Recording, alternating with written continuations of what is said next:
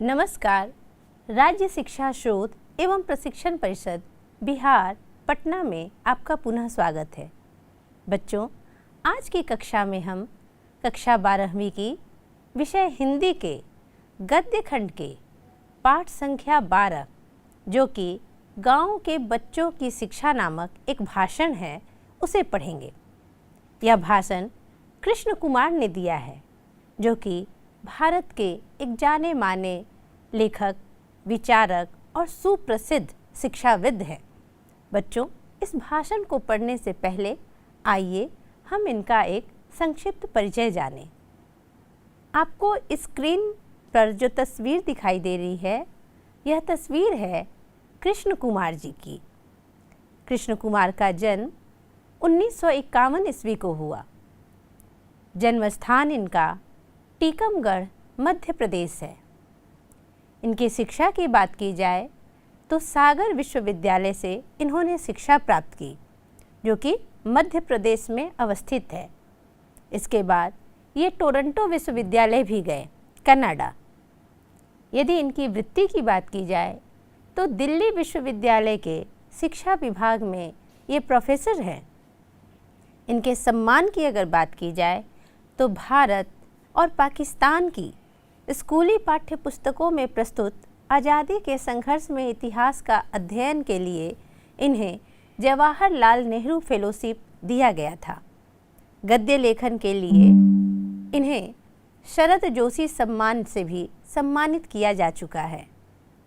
इन्होंने 1975 से लेकर 1981 तक विदेश प्रवास भी किया है। इनकी कृतियों की अगर बात की जाए तो कहानी संग्रह इनका काफ़ी प्रसिद्ध हुआ, जिसके नाम हैं नीली आँखों वाले बगुले तथा त्रिकाल दर्शन। एक यात्रा वृत्त भी है जो अब्दुल मजीद का छुरा नाम से आया हमारे साहित्य में। आगे देखते हैं। बाल कथा संग्रह की बात की जाए तो इनका बाल कथा संग्रह है आज नहीं पढ़ेगा। यह बाल कथा है। निबंध संग्रह की अगर चर्चा की जाए तो विचार का डर और स्कूल की हिंदी, ये इनके निबंध संग्रह हैं। शिक्षा दर्शन संबंधी पुस्तकें भी इनकी बहुत सी निकली हैं, जैसे राज, समाज और शिक्षा, शैक्षिक ज्ञान और वर्चस्व, बच्चे की भाषा और अध्यापक, शिक्षा और ज्ञान, गुलामी की शिक्षा और राष्ट्रवाद। साथ ही साथ इन्होंने अंग्रेजी की भी कई पुस्तकें लिखी हैं। What is worth teaching, social character of learning, political agenda of education, learning from conflict, prejudice and pride, ये इनकी पुस्तकें हैं जो अंग्रेजी की पुस्तकें हैं। साथ ही साथ इन्होंने बाल कविताओं का संकलन एवं संपादन भी किया है निरंकार देव सेवक के साथ, जिसका नाम है महके सारी गली गली। काफ़ी प्रसिद्ध हुई थी यह पुस्तक और इसमें बाल कविताओं का संकलन है। कृष्ण कुमार NCERT नई दिल्ली के निदेशक भी रह चुके हैं। तो बच्चों, हमने आज एक संक्षिप्त परिचय जाना कृष्ण कुमार जी के विषय में। आइए इनके व्यक्तित्व को भी जानें। इनका व्यक्तित्व काफ़ी बड़ा है, फिर भी हम इसे कुछ शब्दों में हमने इसे बांधने का प्रयास किया है। आइए देखते हैं। कृष्ण कुमार जी एक सुपरिचित लेखक और विचारक रहे हैं। केंद्रीय चिंता का विषय और संदर्भ, यदि इनके विषय के केंद्रीय विषय वस्तु की बात की जाए तो इन्होंने शिक्षा पर ही अधिकांशतः लिखा है, खासकर प्राथमिक से लेकर उच्च शिक्षा तक। हिंदी क्षेत्र से देश के एक अग्रणी शिक्षा शास्त्री के रूप में इनकी पहचान है। ऐतिहासिक अंतर्दृष्टि के साथ सामाजिक, सांस्कृतिक परिप्रेक्ष्यों एवं संदर्भों में उनकी दृष्टि से पल भर के लिए भी शिक्षा की अप्रयुक्त या व्यवहारिक वास्तविकता ओझल नहीं होती। वस्तुपरक यथार्थवादी पड़ताल करते हुए अकादमिक संस्थानों में इन्होंने साहसपूर्ण स्वाधीन चिंतन का कार्य किया है। राष्ट्रीय नवजागरण, स्वाधीनता आंदोलन, भारत विभाजन, राष्ट्रीय नवनिर्माण, भारतीय संविधान और उसके विनियोग के साथ ही हाल के दशकों में भारतीय जीवन, चिंतन एवं संस्कृति पर पड़ रहे पश्चिमी प्रभावों एवं अन्य समसामयिक मुद्दों जैसे भूमंडलीकरण, बाजारवाद, उपभोक्तावाद, सांप्रदायिकता, दलित एवं नारी विमर्श, बंधुआ मुक्ति, बाल मजदूरी आदि तमाम वैचारिक संदर्भों में इन्होंने समसामयिक भारतीय शिक्षा पर चिंतन का कार्य किया है। इनका व्यक्तित्व और भी बड़ा है, आइए देखते हैं। इन्होंने एक ही देश और समाज में सामान्य शिक्षा के चल रहे अनेक रूपों पर भी ध्यान दिया। व्यवहार एवं प्रयोग के निकष पर ही किसी भी शिक्षा दर्शन की सफलता निर्भर होती है, इनका मानना था। प्रचलित शिक्षा पद्धतियों, विचारों, शिक्षा के स्वरूप, प्रक्रिया और प्रविधि में इन्होंने स्थानीय ज़रूरतों और स्थानीय संसाधनों पर बल दिया है। शिक्षा चिंतन में भारतीय लोकतंत्र के मूल्यों, प्रतिमानों, रूपों आदि के संदर्भ का इन्होंने बहुत ही महत्व बताया है। कृष्ण कुमार जी के व्यक्तित्व से हम परिचित हो चुके। स्पष्ट है कि इनका व्यक्तित्व एक प्रसिद्ध शिक्षाविद के रूप में ही हमारे सामने आता है, जिन्होंने भारतीय दर्शन, शिक्षा दर्शन पर भी कई पुस्तकें लिखी और विशेषता इन्होंने स्थानीय शिक्षा, स्थानीय संसाधन की बात की है। किंतु इनके विचारों में और भी कई बातें शामिल हैं जो कि हम पाठ को पढ़ते पढ़ते ही इनके विचारों को जान सकेंगे। तो आइए हम इनके पाठ को पढ़ते हैं कि ये क्या कहना चाहते हैं। बच्चों, एक चीज़ और ध्यान देने की ज़रूरत है कि यह भाषण है और भाषण निश्चित तौर पे दिया जाता है या कहा जाता है किसी मंच से, किसी सम्मेलन में, किसी सभा में। तो इन्होंने भी यह भाषण दिया था अखिल महिला सम्मेलन में। किंतु अभी जिसे हमने पाठ्य पुस्तक में हम पढ़ रहे हैं वह भाषण का इनका लिखित रूप है। मौखिक रूप से इन्होंने भाषण दिया था और लिखित रूप में पुनः उसे हम पुस्तक के माध्यम से पढ़ रहे हैं। तो आइए देखते हैं। कृष्ण कुमार कहते हैं कि जिस तरह हमारे देश में अंग्रेज़ों का राज था, उसी तरह अफ्रीका के बहुत से हिस्सों में फ्रांस का राज था। फ्रांस द्वारा शासित ऐसे ही पश्चिमी अफ्रीका के एक छोटे से देश में कमारा ले नामक एक लेखक हुए हैं। उन्होंने अपने बचपन पर एक पूरी किताब लिखी है। इस आत्मकथा में बताया गया है कि किस तरह उन्होंने अपने गांव में प्राथमिक शिक्षा पूरी करने के बाद शहर में अपने चाचा के पास रहकर माध्यमिक शिक्षा पूरी की। इसके बाद राजधानी में उच्चतर माध्यमिक शिक्षा पूरी की। इसके बाद उनको एक प्रतियोगिता के लिए चुना गया। इस प्रतियोगिता में देश के सबसे होशियार बच्चों को चुना जाना था और उनमें से कुछ को उच्च शिक्षा के लिए फ्रांस भेजा जाना था। जिस तरह हमारे देश में विदेश जाना बहुत बड़ी चीज़ मानी जाती है, उसी तरह हमारे जैसे गुलाम रहे अन्य समाजों में भी यह गौरव की बात मानी जाती है। आखिर वह दिन आया जब कमारा ले को अपने रिश्तेदारों से विदा लेनी थी। उस जमाने में हवाई जहाज़ से विदेश जाना और भी बड़ी बात थी। कमारा को अपने माता पिता, रिश्तेदारों, घर के तमाम लोगों से विदा लेने के लिए गांव आना पड़ा। अपनी आत्मकथा के अंतिम अध्याय में उन्होंने इस दृश्य का मार्मिक वर्णन किया है। अपने चाचा, मामा, मौसियों और चाचियों से विदा लेने में उन्हें कोई खास दिक्कत पेश नहीं आई। सभी लोगों ने उन्हें अपना आशीर्वाद दिया।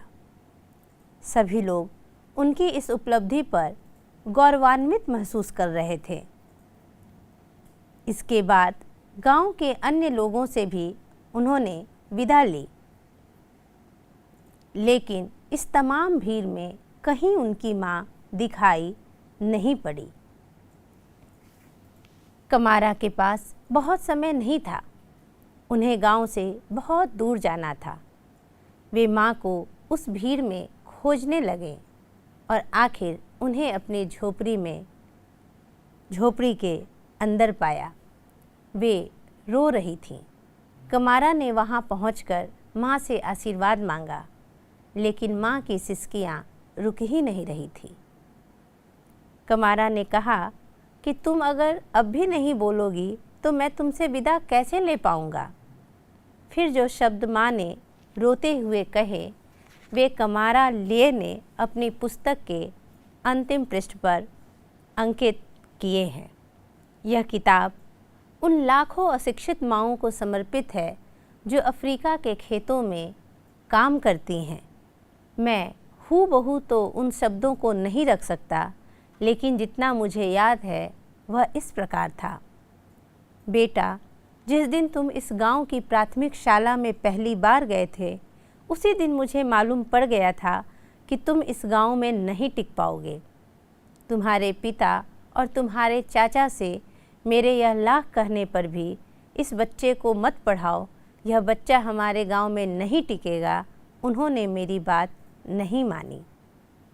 मुझे मालूम था कि तुम इस देश में नहीं रुक पाओगे और हमारे लिए कुछ नहीं कर पाओगे, क्योंकि तुम उस प्राइमरी स्कूल में गए, इसलिए तुम हमारे बीच में नहीं रह पाओगे। लेकिन इन लोगों ने मेरी एक नहीं सुनी। आज का यह दिन मुझे इसलिए देखना पड़ रहा है क्योंकि इन लोगों ने मुझे धोखा दिया। तुम आज मुझसे विदा ले रहे हो, तुम तो बहुत पहले ही मुझसे विदा ले चुके हो। तुम्हारे मामा, चाचा, पिता सब ने तुम्हें मुझसे ही नहीं बल्कि पूरे गांव, पूरे समाज से छीन लिया है। तुम्हें जहाँ जाना है जाओ। बच्चों, अभी अभी हमने भाषण के प्रथम अंश को पढ़ा। प्रथम अंश में कई महत्वपूर्ण बातें आई हैं और उन्हें हमने महत्वपूर्ण बिंदुओं के रूप में कोट किया है। आइए प्रत्येक बिंदु पर चर्चा करते हुए इस प्रथम अंश के निचोड़ को जानें। देखते हैं। अफ्रीका के बहुत से हिस्सों में फ्रांस का राज्य हमने पढ़ा और कृष्ण कुमार ने भाषण के क्रम में यह बताया है कि अफ्रीका के बहुत से हिस्सों में फ्रांस का राज्य था और अफ्रीका गुलामी की दंश को झेल रहा था। और इसी अफ्रीका में एक कमारा ले नाम के लेखक हुए। कमारा ले जो काफ़ी प्रसिद्ध हुए थे। कृष्ण कुमार ने इन्हें उदाहरण स्वरूप अपने भाषण में बताया है कि कमारा ले जब पहली बार अपने गांव के प्राथमिक विद्यालय में पढ़ने के लिए गए, तभी उनकी माँ को यह आभास हो गया था कि यह बच्चा अब ना मेरे पास टिकेगा, न इस गांव में, न इस समाज में और ना ही इस देश में। ऐसा वे क्यों कहती हैं हम आगे के अंश में पढ़ेंगे, लेकिन कुछ और महत्वपूर्ण बिंदुओं को देखते हैं। कहते हैं कि कमारा ले ने अपने बचपन पर एक किताब लिखी है। वह किताब इनकी आत्मकथा है। कमारा ले ने अपने आत्मकथा में यह चर्चा की है कि वे उच्च शिक्षा के लिए फ्रांस गए थे। आत्मकथा के अंतिम अध्याय में इन्होंने एक मार्मिक दृश्य का वर्णन किया है। साथ ही साथ माँ के शब्द अंतिम पृष्ठ पर अंकित किए हैं। यह आत्मकथा लाखों अशिक्षित माँओं को समर्पित किया गया है। बच्चों, प्रथम अंश में एक कमारा ले लेखक की चर्चा किए हैं कृष्ण कुमार ने कि वे उच्च शिक्षा के लिए फ्रांस जाते हैं और अपने बचपन के बीते हुए दिनों को एक किताब के माध्यम से बताते हैं। वह उनकी आत्मकथा है और इस आत्मकथा में एक मार्मिक दृश्य का वर्णन करते हैं। और अंतिम पृष्ठ जो आत्मकथा की सबसे आखिरी पृष्ठ है, वहाँ वे अपने माँ के कहे हुए शब्द को अंकित करते हैं जो अभी अभी मैंने आपको बताया था कि उनकी माँ कहती हैं कि तुम्हें जाना है तो जाओ, तुम तो बहुत पहले जा चुके हो, बहुत पहले मुझसे विदा ले चुके हो। ऐसा वो क्यों कही होंगी, जबकि एक माँ को अच्छा लगना चाहिए कि मेरा बच्चा उच्च शिक्षा के लिए विदेश जा रहा है। विदेश जाना कोई सरल बात नहीं होती, वो भी उस ज़माने में जब वह हवाई जहाज़ से जाना था, तब जब अफ्रीका गुलामी की दंश झेल रहा था और अफ्रीका को गुलाम बनाने वाला देश फ्रांस था और फ्रांस में ही उच्च शिक्षा के लिए जाना था। कहीं ना कहीं यह बात इस बात को ध्वनित करती है कि हम जिस देश में हैं, जिस परिवेश में रहते हैं, वहाँ की शिक्षा वहाँ के लोगों के लिए कारगर होगी, न कि अन्य जगह की शिक्षा हमारे ऊपर कारगर होगी। लेकिन विशेष अंदर और क्या कहना चाहते हैं कृष्ण कुमार, हम आगे के अंशों में पढ़ेंगे। आइए अब हम दूसरे अंश की ओर चलें। कमारा ले के इन शब्दों को यहाँ बताने का प्रयोजन बहुत ही सहज है। हम लोग जिस शिक्षा और साक्षरता की बात इस तरह करते हैं, मानो शिक्षा का कोई सामाजिक चरित्र ही ना हो, जैसे वह अपने आप में कोई गुणकारी दवा हो जिसके सेवन से समाज एकदम रोग मुक्त हो जाएगा, या वह कोई एक ऐसा उपहार हो जो सरकार हमें देने वाली हो या पिछले 50 साल से देती आ रही हो। माननीय मंत्री महोदय जाने से पहले हमें बता गए हैं कि वे भी इस बात से कुछ शर्मिंदा हैं कि शिक्षा अभी तक हर बच्चे तक नहीं पहुंची है, लेकिन इसके बावजूद वे वायदे किए जा रहे हैं। इन 50 सालों का उनके वायदा करने की कुव्वत पर कोई असर नहीं पड़ा है। आज शिक्षा का बहुत ही प्रतिकूल सामाजिक चरित्र उभर आया है। वह हमारे बच्चों को समाज के सबसे व्यापक सरोकारों से काटने वाला एक प्रमुख अस्त्र बन गई है। इसकी शुरुआत उसी दिन से हो जाती है जिस दिन से हमारे बच्चे प्राथमिक शाला में प्रवेश करते हैं। शिक्षा को देश में फैलाने की बात करना बेमानी है। इसलिए मेरा अनुरोध है कि जब आप इस सम्मेलन में इस प्रसंग पर विचार करें कि कैसे प्राथमिक शिक्षा का दायरा फैले या कैसे शिक्षा केवल लड़कों तक नहीं बल्कि लड़कियों तक भी पहुँचे या समाज के उत्पीड़ित तबकों तक पहुँचे, तो इन सब बातों पर चर्चा के साथ साथ यह भी सोचिए कि शिक्षा के इस प्रसार प्रक्रिया में हमारे बच्चे शिक्षा के माध्यम से क्या सीखेंगे। पंचायती राज का पुनरुदय एक ऐतिहासिक प्रक्रिया है। आप सब इस घटना के नेता हैं। इसमें ऐसी गुंजाइशें दिखाई देती हैं जो हमारे देश की न सिर्फ शिक्षा नीति बल्कि समाज को अन्य नीतियों और हमारे समय के समकालीन सामाजिक इतिहास को भी प्रभावित करने की क्षमता रखती हैं। लेकिन हमें यह नहीं भूलना चाहिए कि यह घटना एक ऐसे वक्त में घट रही है जब देश में बहुत कुछ ऐसा हो रहा है जो अत्यंत विनाशकारी है।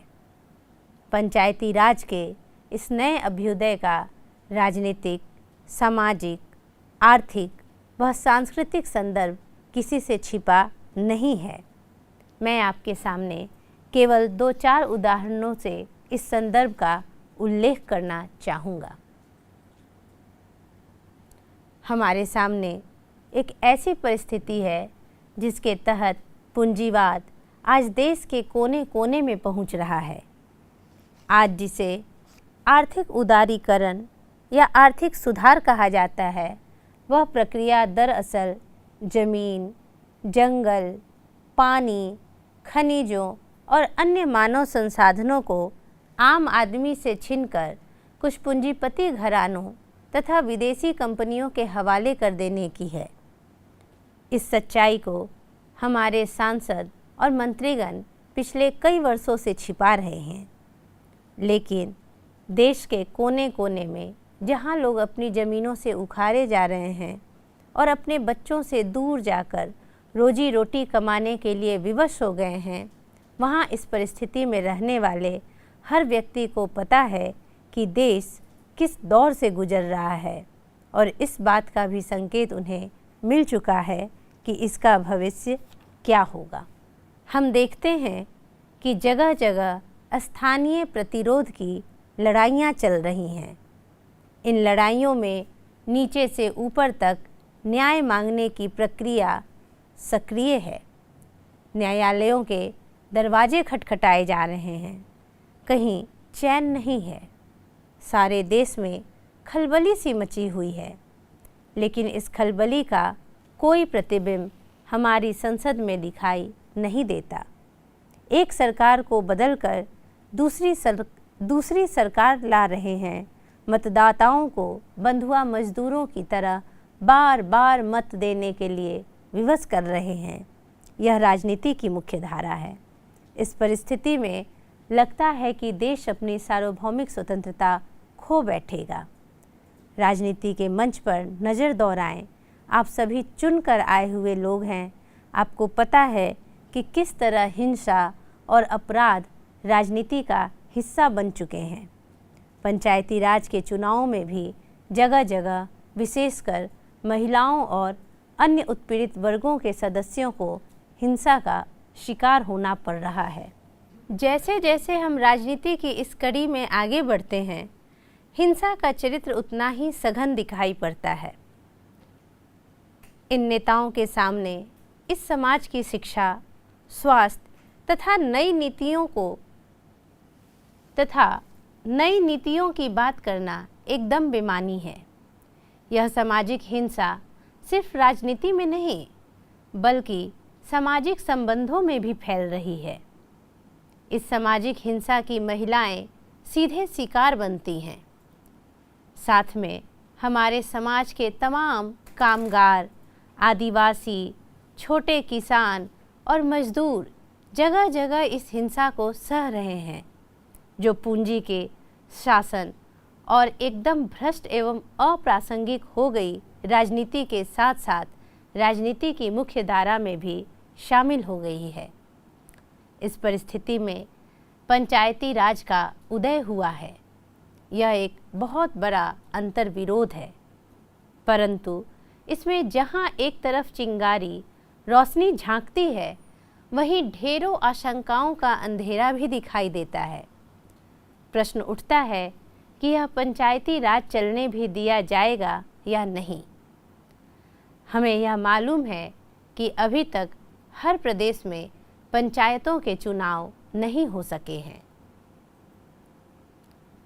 हमें मालूम है कि ऐसे महत्वपूर्ण अधिकार जिनमें देश की सबसे शोषित जनता का सुधार छुपा हुआ है, पंचायतों को नहीं दिए गए हैं। मसलन खनिजों के इस्तेमाल को लेकर ग्राम सभाएं केवल चर्चा कर सकती हैं।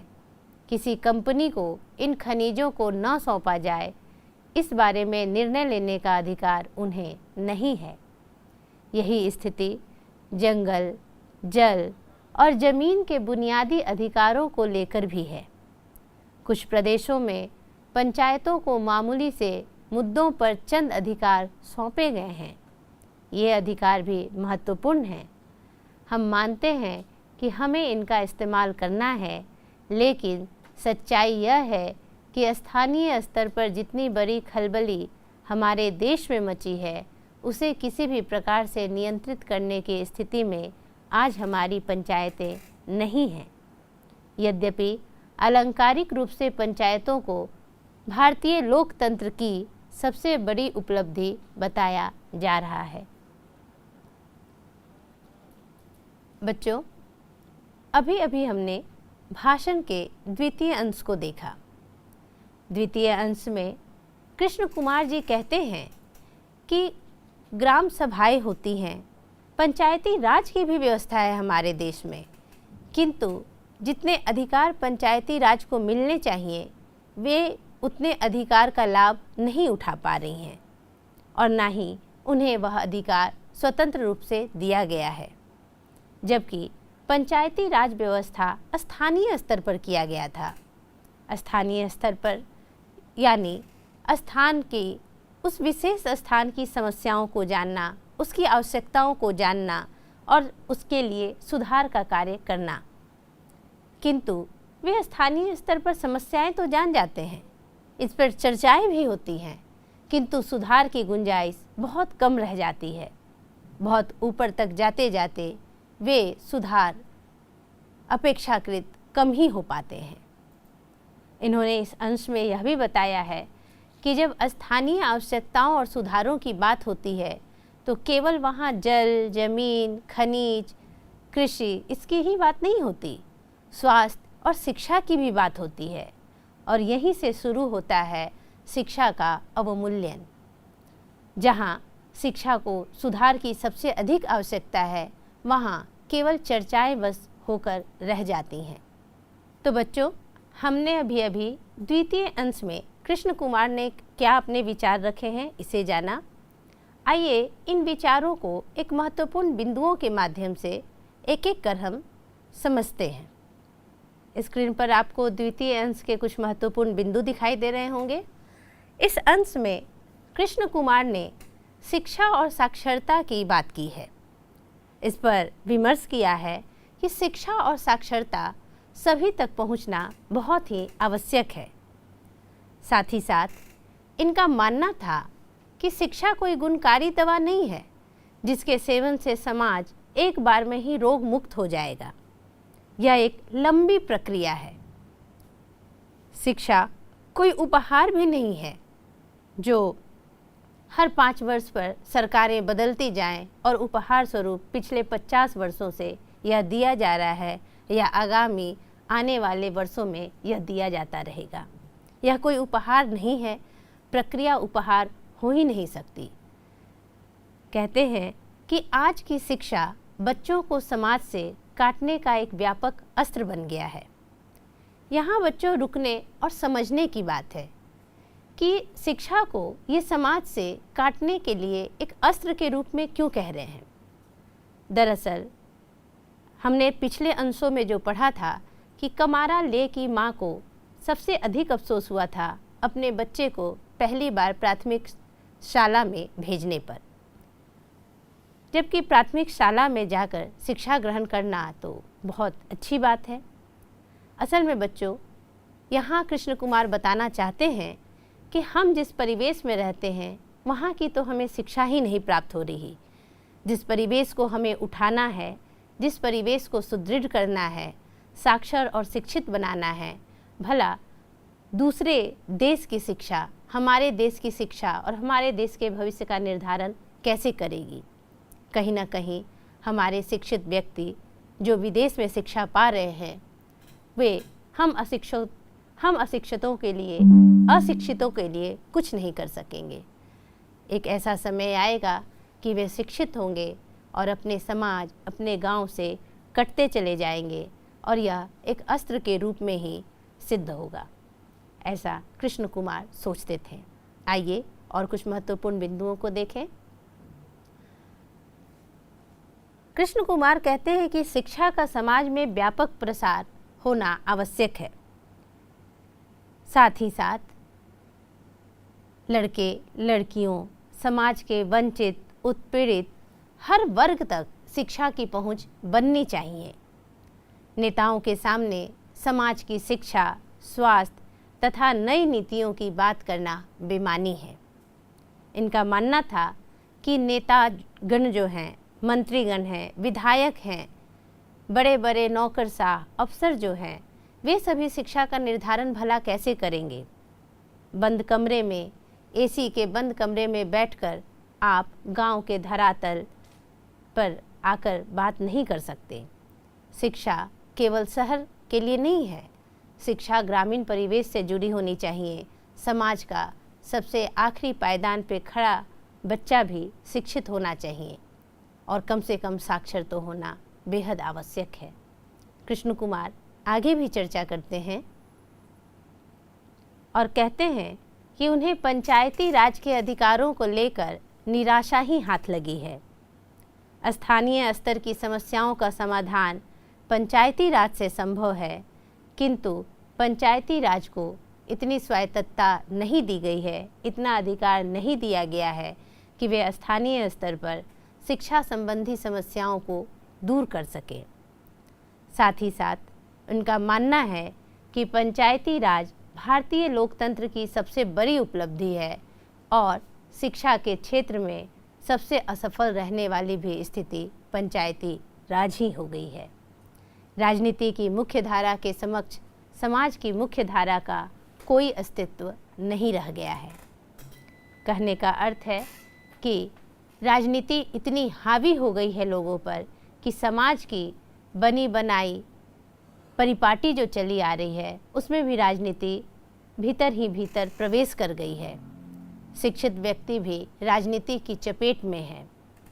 नौकरशाह हो या अशिक्षित हो, सभी के सभी राजनीति से प्रभावित हो गए हैं।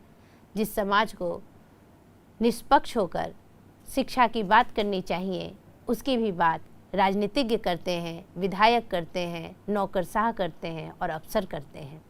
कृष्ण कुमार इन सभी मुद्दों पर आगे और भी चर्चा करते हैं, उसे हम अगले अंश में अगली कक्षा में जानेंगे। बच्चों, आज की कक्षा में इतना ही। धन्यवाद।